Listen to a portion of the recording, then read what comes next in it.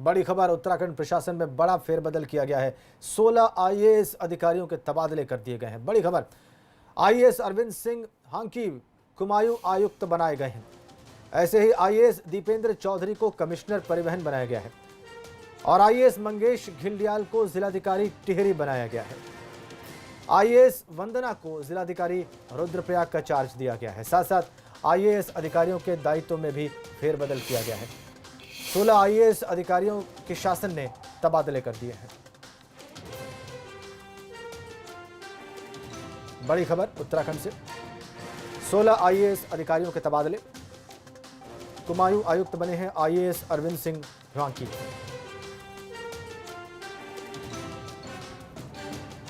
तो बड़ा प्रशासनिक फेरबदल उत्तराखंड में हुआ है। आईएएस दीपेंद्र चौधरी को कमिश्नर परिवहन बनाया गया। इसके साथ ही साथ कई आईएएस अधिकारियों के जो चार्ज हैं वो बदले गए हैं, जिम्मेदारियां बदली गई और उत्तराखंड में एक बड़ा प्रशासनिक फेरबदल हुआ है। विनोद कुमार हमारे संवाददाता फोन लाइन पर जुड़े हुए हैं। विनोद, पूरी खबर बताइए। देखिए राजेंद्र, ये उत्तराखंड शासन में आईएएस अधिकारियों में बड़ा फेरबदल है और यही फेरबदल करते हुए आज 16 आईएएस अफसरों के तबादले कर दिए गए हैं और कुछ अधिकारियों के दायित्व में फेरबदल किया गया है। सबसे महत्वपूर्ण यही है कि जो अभी उत्तराखंड शासन में अपर मुख्य सचिव ओम प्रकाश है, उनसे पीडब्ल्यूडी का चार्ज हटाया गया है। साथ ही साथ अरविंद सिंह हांकी को कुमाऊं का आयुक्त बनाया गया है। ये लंबे समय से ये इस पद को भरने की कवायद चल रही थी और लंबे समय से ही आईएएस दीपेंद्र चौधरी को ये प्रतीक्षारत में थे, जिनको कमिश्नर परिवहन का चार्ज दिया गया है। और लंबे समय से जिलाधिकारी रुद्रप्रयाग आईएएस अधिकारी मंगेश घिल्डियाल को अब टिहरी बनाया गया है और साथ ही साथ आईएएस अधिकारी वंदना को जिलाधिकारी रुद्रप्रयाग का चार्ज दिया गया है। और ऐसे में तमाम साथ ही साथ जितने भी अधिकारी हैं उनके आज बड़ा फेरबदल करते हुए ये कार्रवाई की गई। और साथ ही साथ एक महत्वपूर्ण मैं आपको बताऊं कि इन आईएएस अधिकारियों के साथ साथ में करीब 5 पीसीएस अफसरों के भी तबादले हुए हैं। उन पीसीएस अफसरों में वो भी शामिल है जो पूर्व में अमनमणि त्रिपाठी का पास बनाने वाले एक पीसीएस अधिकारी हैं, रामजी शरण शर्मा को अब रुद्रप्रयाग भेजा गया है। तो ये कार्रवाई भी कहेंगे और एक रूटीन ट्रांसफर भी कह सकते हैं, लेकिन बड़ी बात यही है, बड़ी खबर यही है कि अमनमणि त्रिपाठी मामले में एक छोटी कार्रवाई जरूर हम इस बात को कहेंगे। जी, शुक्रिया आपका।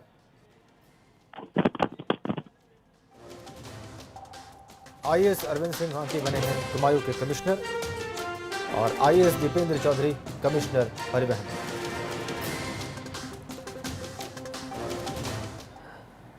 प्रयागराज में कल 3 सगे भाइयों को पीट कर हत्या किए जाने के मामले में एक वीडियो सामने आया है। वारदात के वक्त का लाइव वीडियो वायरल हो रहा है।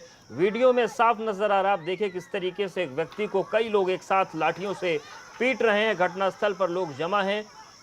तीनों भाइयों पर जानलेवा हमला हो रहा है। वीडियो बन रहा है लेकिन कोई बचाने सामने नहीं आया। महिलाएं चीख पुकार करती रहीं लेकिन कोई भी बचाने नहीं आया। लेकिन सवाल प्रयागराज पुलिस की कार्यप्रणाली पर है। बीते कुछ महीनों में बड़े ट्रिपल मर्डर केस हो रहे हैं लेकिन उसके बावजूद प्रयागराज पुलिस नाकाम है ऐसी घटनाओं को रोकने में। और बीते 15 दिन में 2 बड़े मामले सामने आए। इससे पहले मांडा थाना क्षेत्र में ट्रिपल मर्डर हुआ था और अब एक बार फिर से कोरांव थाना क्षेत्र में ट्रिपल मर्डर हुआ है। और ऐसे में सवाल सीधा यही कि आखिर प्रयागराज पुलिस क्या इतनी सुस्त हो गई है कि अपराधियों का हौसला बुलंद चल रहा है।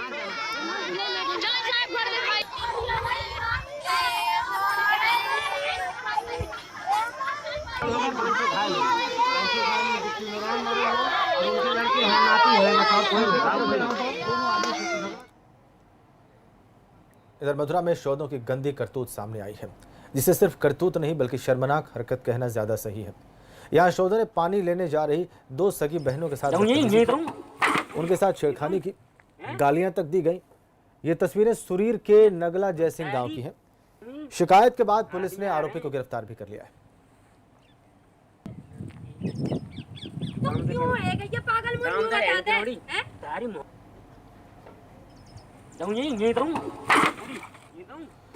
तो मथुरा में शोधों की गंदी करतूत सामने आई है। तस्वीरें देखिए आप। शर्मनाक हरकत इसे कहना ज्यादा सही है। शोधों ने पानी लेने जा रही 2 सगी बहनों के साथ बदतमीजी की, उनके साथ छेड़खानी की, गालियां तक दी।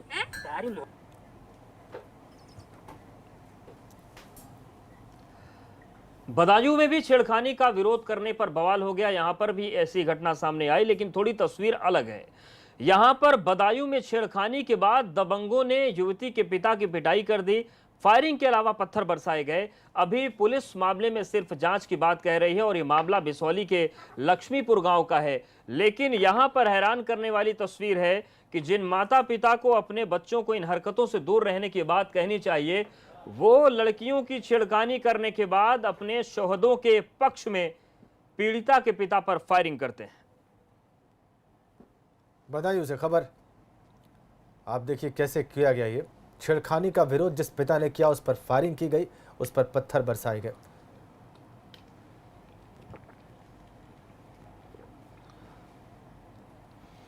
तो बदायूं की तस्वीर आपको दिखा रहे हैं और यहां पर एक पिता की जान इसलिए संकट में पड़ गई क्योंकि उसने अभिभावकों से शिकायत की शोहदों के।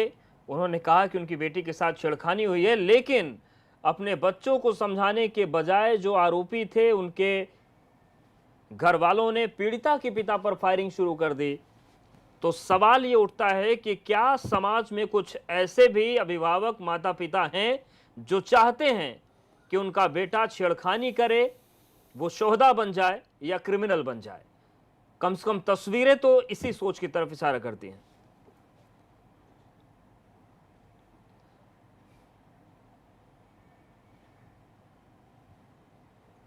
बदायूं की तस्वीरें, दबंगों के हौसले बुलंद।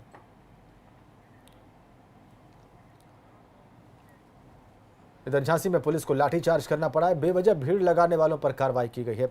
सोशल डिस्टेंसिंग ना होने पर लाठियां भाजी गई हैं।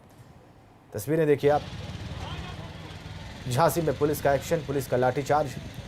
सोशल डिस्टेंसिंग का पालन नहीं हो रहा था, इसलिए पुलिस को ये लाठियां भाजनी पड़ी। बेवजह भीड़ लगाने वालों पर कार्रवाई होगी। हमको सोशल डिस्टेंसिंग का पालन करना है और भी नियम कानून से बचे हुए हैं। तो उन तमाम लोगों की खैर नहीं है जो नियमों को तोड़ रहे हैं, सोशल डिस्टेंसिंग को नहीं मान रहे हैं। और अगर सोशल डिस्टेंसिंग का पालन नहीं होता तो फिर देखिए जैसे लाठियां झांसी में चल रही हैं वो किसी भी जिले में चल सकती हैं।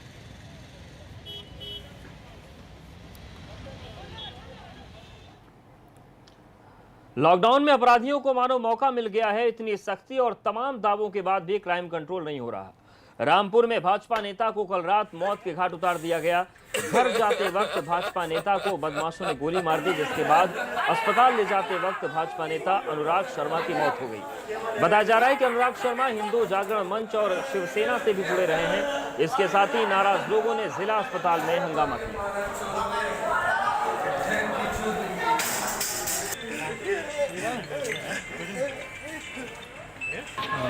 मृतक अनुराग शर्मा जी थे, 40 वर्षीय थे। अपनी स्कूटी पे जा रहे थे शाम के टाइम करीब 8:15 से 8:30 के बीच में। तो उन पे हमला हुआ और हम 2 गोली मारी। उनका पोस्टमार्टम चल रहा है। परिवार जिस तरह की भी तरीफ नहीं, उस तरह से मुकदमा लिख के कार्रवाई कर रहे हैं। उधर लखनऊ पुलिस को बहुत बड़ी कामयाबी हाथ लगी है, जहां पर पुलिस ने चौक लूट कांड के एक आरोपी और 50,000 के इनामी बदमाश को मुठभेड़ में गिरफ्तार कर लिया है। पुलिस ने बदमाश शिबू और उसके साथी को पकड़ लिया है, जो चारबाग स्टेशन के पास पुलिस के हत्थे चढ़े। इस मुठभेड़ में इनामी बदमाश घायल हो गया, जिसे अस्पताल में भर्ती कराया गया है। सीधा आपको प्रेस कॉन्फ्रेंस में लिए चलते हैं। Early and in a timely manner, we can today say with a great deal of confidence that we have been able to escape the situation which other countries found themselves in. I mean, for a country of India's size, 1.35 billion people, we are testing what, 100,000 people a day? More than that.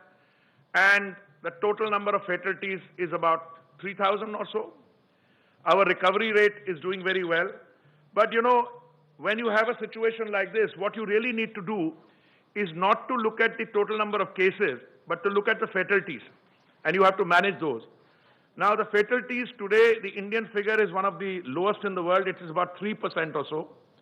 And since I'm a member of the group of ministers dealing with this pandemic chaired by my senior colleague, Dr. Harshvardhan, I keep asking the question, Secretary Civil Aviation is also a member. I say, out of these 3% of fatalities, how many of them are cases where the patients had pre-existing medical conditions or comorbidities as it's called, and the figure is sometimes termed to be extremely high, 85% or so. So all I'm saying is we have to keep our fingers crossed, but just as it was very important, absolutely essential to have a lockdown early and ensure that the pandemic didn't spread, it is, I think, also equally important at some stage that you have to open up. And I think it's in that spirit that all these decisions are being taken. You could argue, if you were to look at it only from a narrow sectarian point of view, that you should continue to be in a continued phase of lockdown for an extended period of time. Well, I'm one of those, and I think most of you will agree, 56 days or 2 months is a fairly long period of time. And that when you come to balance between, as an Honorable Prime Minister keeps reminding us, between life and livelihood, between Jaan and Jahan, I think the time has come for us to open out. Now, we have been in touch with the state governments at different levels, informally, formally, and I can share with you today that after that we announced yesterday's decision, I think I tweeted it around 5 o'clock or so. Secretary and I were part of a consultative process. When we got to know, we tweeted it. We wanted to have this press conference at the earliest so that those of you who might have questions will get an opportunity. It was also necessary for us to put out SOPs, which have all been uploaded on our ministry's website, I'm told. Although I must confess, many of you were running the SOPs well before we had drafted them or finalized them. But that, I suppose, is a function of a robust democracy, where very often my friends in the Fourth Estate tell me how I should be running my job. I'm very happy receiving the advice, but I always keep saying, I have, some of you are here, I don't want to embarrass you. They send me a message, is this correct? So I said, I can't comment whether this is correct or not correct, because we haven't taken a decision. Now, if it's a very difficult situation. If I say it's not correct, then, it has an implication. If I say it's correct, tomorrow we may come to that conclusion, but we are not ready to announce it. Today we've announced the SOPs. Again, a very comprehensive process which involved our airport operators, Chairman Airports Authority, through him, the other major airports, and our air carriers, our airlines, and I know I'm in it's a difficult terrain to navigate, but I can tell you all the stakeholders, whether it's the airlines, the airport authority as an organization, airport operator, the security segments of the civil aviation, Rakesh and his team, or other stakeholders. Some of them don't come in front. Everybody has cooperated, and I think the decision we've taken finally is that starting Monday the 25th, we will recommence domestic civil aviation operations in a calibrated manner. As I said, many of you said, what does calibrated mean and what is the percentage? Some put a figure at 30, some at 35. This is part of the game. But let me try and now put some precision to that. And as I said, the domestic civil aviation operations will be permitted with effect from 25th May to a limited extent of the required and approved capacity of the summer schedule 2020, as I'm going to list out. For operations from metro to metro cities, 1/3 capacity of the approved summer schedule 2020. So approved 1/3 would be more, 33.333%. So most of you had your range correct. Those who said 30% hoga ya 35% hoga. And I kept saying, well, I can point you in the direction. I mean, exactly.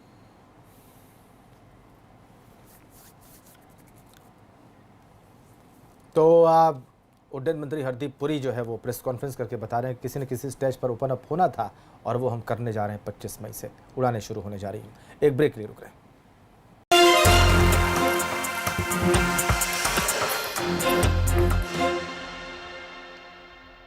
Madam, ये तो